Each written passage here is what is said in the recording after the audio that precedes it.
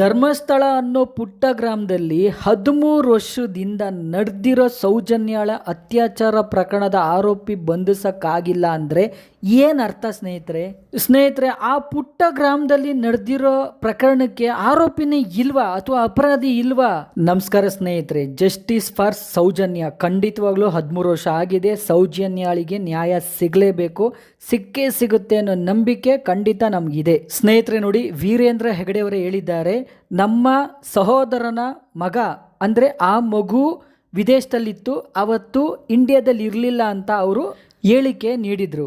ನೋಡಿ, ಇದಾದಮೇಲೆ ಅವರು ಮುಂದುವರಿಸ್ತಾ ಹೇಳ್ತಾರೆ, ಯಾರು ವೀರೇಂದ್ರ ಹೆಗಡೆ ಅವರು ಹೇಳ್ತಾರೆ, ನೋಡಿ ನಮ್ಮ ಮಗು ಮೇಲೆ ಇಲ್ಲದೇ ಇರೋ ಆರೋಪ ಮಾಡ್ತಾ ಇದ್ದಾರೆ, ಹಾಗೂ ಧರ್ಮಸ್ಥಳ ಗ್ರಾಮದ ಆ ಹೆಣ್ಣು ಮಗು ಸೌಜನ್ಯ ಅವಳಿಗೆ ನ್ಯಾಯ ಸಿಗಬೇಕು. ನಾನೇ ಆರ್ ಅಶೋಕ್ ಅವ್ರಿಗೆ, ಅಂದಿನ ಗೃಹ ಮಂತ್ರಿ ಆಗಿದ್ದ ಆರ್ ಅಶೋಕ್ ಅವ್ರಿಗೆ ಕಾಲ್ ಮಾಡಿ ನಾನೇ ತಿಳಿಸಿದ್ದೀನಿ, ನಾನೇ ಹೇಳಿದ್ದೀನಿ, ತನಿಖೆನ ಕರೆಕ್ಟಾಗಿ ಮಾಡಿ ಅಂತ ಕೂಡ ನಾನು ಹೇಳಿದ್ದೀನಿ. ಯಾರು ಆರೋಪಿ ಇದ್ದಾನೆ, ಯಾರು ಅಪರಾಧಿ ಇದ್ದಾನೆ, ಖಂಡಿತ ಅವನಿಗೆ ಶಿಕ್ಷೆ ಆಗಬೇಕು ಅಂತ ನಾನು ಕೇಳಿದ್ದೀನಿ. ಯಾಕಂದರೆ ಅದು ನಮ್ಮ ಧರ್ಮಸ್ಥಳ ಗ್ರಾಮದ ಒಂದು ಮಗು ಅಂತ ಹೆಗಡೆಯವರೇ, ಸಾಕ್ಷಾತ್ ಹೆಗಡೆಯವರೇ ಹೇಳಿಕೆ ನೀಡಿದರು.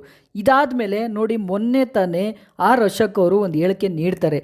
ಅದು ಏನಂದರೆ, ನೋಡಿ ನನಗೆ ಆ ಸಮಯದಲ್ಲಿ ಯಾರೂ ಫೋನ್ ಮಾಡಿಲ್ಲ ಅಂತ ಅವರು ಹೇಳ್ತಾರೆ.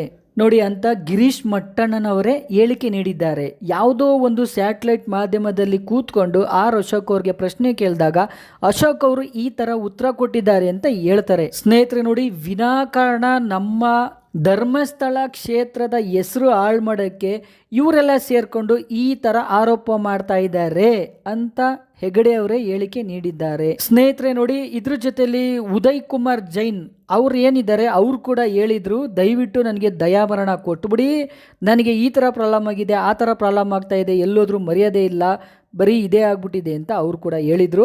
ಸದ್ಯಕ್ಕೆ ಉದಯ್ ಕುಮಾರ್ ಜೈನ್ ಎಲ್ಲೂ ಕಾಣಿಸಿಲ್ಲ, ಎಲ್ಲೂ ಹೇಳಿಕೆ ನೀಡ್ತಾ ಇಲ್ಲ. ಸ್ನೇಹಿತರೆ ನೋಡಿ, ಸಂತೋಷ್ ರಾವ್ ನಿರಪರಾಧಿ ಅಂತ ಕೋರ್ಟ್ ಕೂಡ ಹೇಳಿದೆ. ಆದರೆ ಕೆಲವರು ಸಂತೋಷ್ ರಾವೇ ಆರೋಪಿ ಅಂತಲೂ ಹೇಳ್ತಾ ಇದ್ದಾರೆ, ಅವ್ರ ಹತ್ರ ಯಾವುದೇ ರೀತಿ ಸಾಕ್ಷಿ ಇಲ್ಲ.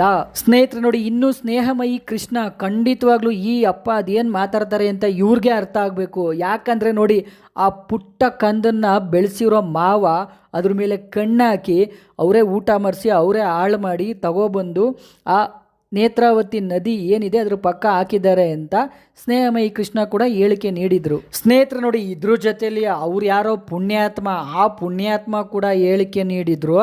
ಏನಂತ ಅಂದರೆ ಸೌಜನ್ಯಂದು ಪವಿತ್ರ ಸಾವು ಅಂತ.